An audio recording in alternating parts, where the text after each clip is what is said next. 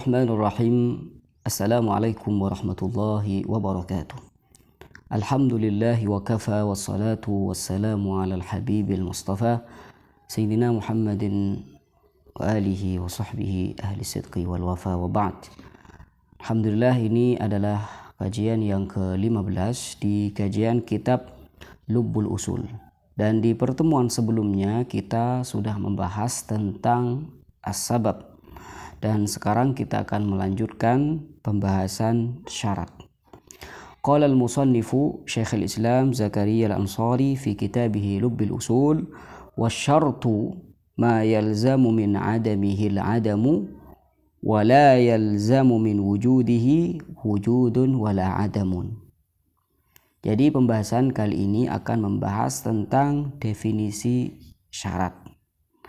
Wasyartu, dan yang dinamakan syarat, ma yalzamu, ma adalah sesuatu, yalzamu yang menjadi harus, min adamihi dari tidak adanya sesuatu tersebut, al adamu apa tidak adanya, wala yalzamu min wujudihi, wala yalzamu dan tidak harus, min wujudihi dari adanya sesuatu tersebut, wujudun apa adanya sesuatu lain, wala adamun dan juga tidak adanya sesuatu yang lain. Wujudun apa adanya sesuatu, wala dan juga tidak, adamun apa tidak adanya sesuatu yang lain. Apa maksud dari ibarah ini? Wasyartu, yang dinamakan syarat adalah ma yalzamu min wujudihi al-wujud, sesuatu yang dengan adanya maka akan ada. Jadi sesuatu yang harus apabila kalau ada pasti ada. Itu yang dimaksud di sini ma yalzamu min adamihil adam. Apabila tidak ada pasti tidak ada. Kalau tidak ada pasti tidak ada. Ma yalzamu min adamihil adamu, sesuatu yang harus apabila tidak ada pasti tidak ada. Ya, seperti itu. Wala yalzamu min wujudihi wujudun wala adamun, dan tidak wajib apabila sesuatu itu ada belum tentu ada dan juga belum tentu tidak ada. Artinya kalau sesuatu tersebut ada, bisa saja ada, bisa saja tidak ada. Saya kasih contoh. Jadi kesimpulan dari definisi syarat tadi, sesuatu yang apabila tidak ada pasti tidak ada. Kalau ada belum tentu ada dan juga belum tentu tidak ada. Contoh seperti wudu. Wudu merupakan syarat atau toharoh, bersuci merupakan syarat akan sahnya sholat. Ya, jadi kalau kita baca kitab-kitab fikih, maka di antara syarat sahnya sholat yaitu harus memiliki wudu. Jadi wudu merupakan syarat sahnya sholat. Nah, sekarang wudu, kalau kita praktekkan pada definisi yang ada di sini, yaitu definisi syarat, sesuatu yang apabila tidak ada pasti tidak ada. Jadi kalau tidak ada wudu pasti tidak ada sholat. Kalau tidak ada wudu pasti tidak ada sholat. Dalam artian kalau ada orang tidak mempunyai wudu lalu ia melaksanakan sholat, maka sholatnya tidak ada. Artinya sia-sia, tidak sah. Kenapa? Karena yang dikatakan syarat apabila tidak ada maka pasti tidak ada. Dan wudu merupakan bagian dari syarat sahnya sholat. Apabila tidak ada wudu maka pasti tidak ada sholat. Artinya walaupun ada sholatnya, walaupun dia melaksanakan sholat, tapi seakan-akan wujuduhu ka'adami, adanya seperti halnya tidak ada, karena syaratnya tidak ada. Jadi saya tegaskan lagi, kalau syarat itu apabila tidak ada pasti tidak ada. Ini poin yang pertama. Poin yang kedua, wala yalzamu min wujudihi wujudun wala adamun. wala yalzam, dan tidak harus apabila syarat itu ada maka yang lain harus ada atau bahkan tidak ada. Tidak. Jadi kalau ada belum tentu ada, belum tentu tidak ada. Contohnya seperti wudhu tadi. Apabila ada wudhu maka bisa saja ada sholat dan bisa saja tidak ada sholat. Jadi tidak ada keharusan di sini. Kalau ada orang berwudhu atau sudah mempunyai wudhu, maka dia bisa setelah itu melaksanakan sholat dan bisa saja dia tidak melaksanakan sholat. Dan kedua-duanya sama-sama tidak harus dan tidak wajib. La yalzam, tidak harus. Jadi seperti wudhu, apabila tidak ada wudhu maka tidak ada sholat. Apabila ada wudhu belum tentu ada sholat, belum tentu juga tidak ada sholat. Karena banyak kita temukan ada orang ngambil wudhu, setelah itu mereka tidak sholat. Dan itu tidak wajib. Beda halnya kalau ada orang tidak punya wudhu, maka pasti dia tidak sholat. Karena dia tidak punya wudhu. Walaupun sholat, sholatnya tidak dianggap, tidak diperhitungkan. Ini yang dimaksud dengan syarat. Kemudian di antara hukum wad'i selanjutnya adalah al-mani'. Qala al-musannifu rahimahullah, wal mani'u wasfun wujudiyyun zahirun mundabitun mu'arrifun naqidal hukmi kal qatli fil irth. Wal mani', di antara hukum wad'i adalah mani', pencegah. Wal mani'u, dan yang dikatakan mani'.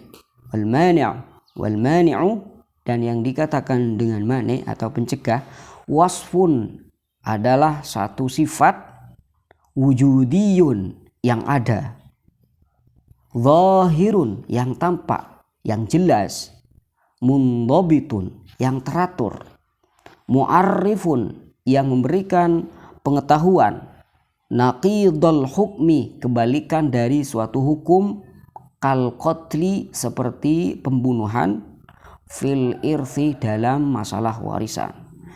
Jadi ini arti perkata dari definisi mani itu sendiri. Pemahamannya adalah al-mani atau pencegah adalah wasfun wujudiyun zahirun mundabitun mu'arrifun naqidul hukmi kal qatli fil irs.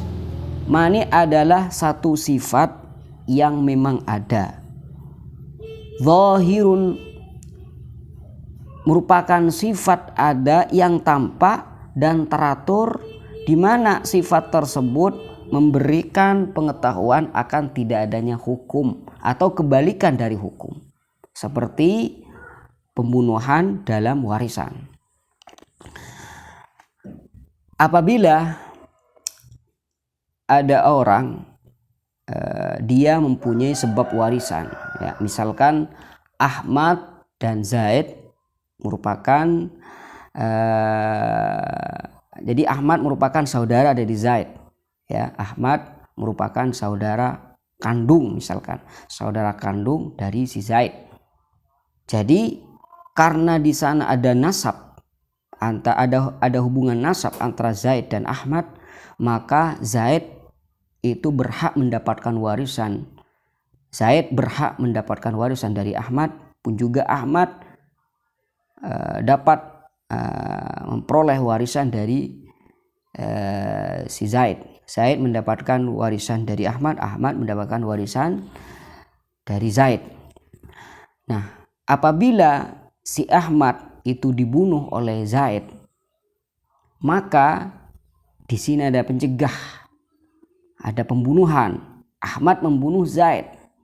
Ahmad membunuh Zaid.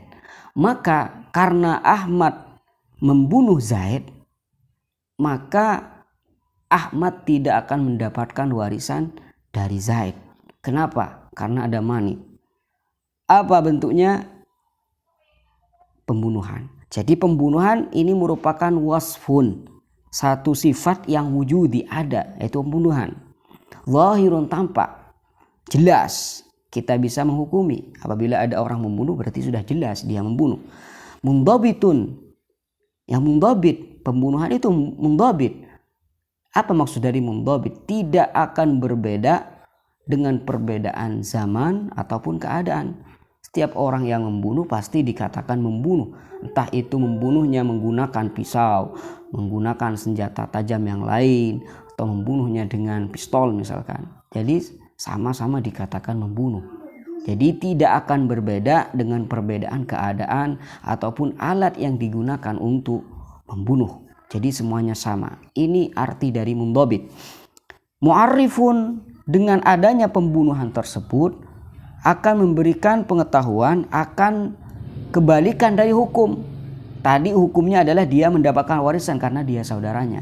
Tapi ketika dia sudah membunuh, maka hukum itu dibalik. Asalnya dia mendapatkan warisan, ketika dibalik akan berbunyi seperti ini, tidak akan mendapatkan warisan. Itu yang dimaksud dengan naqidul hukmi kal qatli fil irthi. Nah, kita pelajari satu persatu dari definisi yang ada di sini. Wasfun wujudiyun, harus berwujud, harus ada. Jadi dalam masalah mani atau pencegah tidak boleh sifat adami, sifat yang tidak ada. Beda halnya dengan sebab. Kalau sebab bisa, ya, karena sebab itu bisa adami, bisa wujudi. Kalau wujudi misalkan seperti zina. Zina merupakan sebab dirinya itu dikisos. Zina itu tampak dan ada. Kadang sebab itu bisa adami, seperti orang tidak punya akal, ya, tidak punya akal ini adami, tidak ada, tidak ya. Ini yang dimaksud dengan sifat adami, tidak ada akal, tidak punya akal, maka dia tidak boleh melaksanakan atau bertindak transaksi jual beli misalkan, karena tidak ada akal, bisa ya menjadi sebab, karena ini merupakan sebab. Tapi kalau dalam mani, para ulama usul fikih mensyaratkan sifat yang ada pada mani harus wujudi, zahir, harus tampak, harus jelas, tidak samar. Jadi kalau misalkan ada sifat yang samar, tidak boleh dijadikan mani, ya. Seperti misalkan dikatakan ada seorang ayah membunuh anaknya sendiri, apakah seorang ayah tersebut juga dibunuh, dikisos? Tidak, karena di sana ada mani. Apa maninya? Misalkan dikatakan bahwasanya maniknya adalah kasih sayang seorang ayah pada anak, sehingga tidak dikisos. Nah, kasih sayang ini merupakan satu sifat yang kita tidak mengetahuinya, karena merupakan sifat yang samar, tidak jelas, sehingga tidak pantas untuk dijadikan manik. Jadi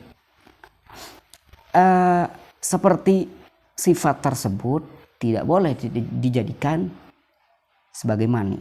Jadi mani itu harus berupa sifat yang zahir. Mundhabit juga, ya.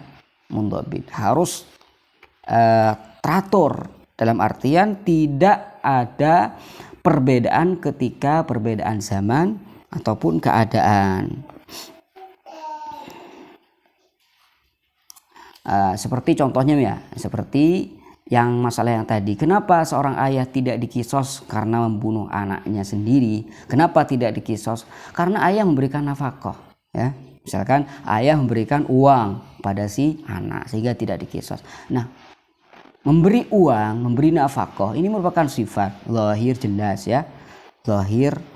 Tapi di sini tidak mundhabit. Apa maksudnya tidak mundhabit? Kadang seorang ayah itu tidak memberikan uang, kadang juga dia memberikan uang sesuai dengan keadaan. Kalau keadaannya dia dalam keadaan ya mudah mendapatkan rezeki, maka bisa saja dia memberi nafkah.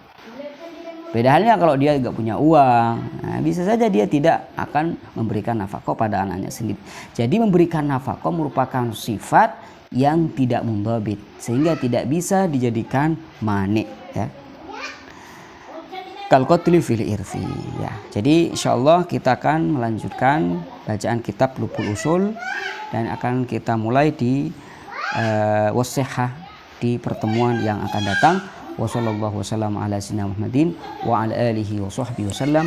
Walhamdulillahi rabbil alamin. Wassalamualaikum warahmatullahi wabarakatuh.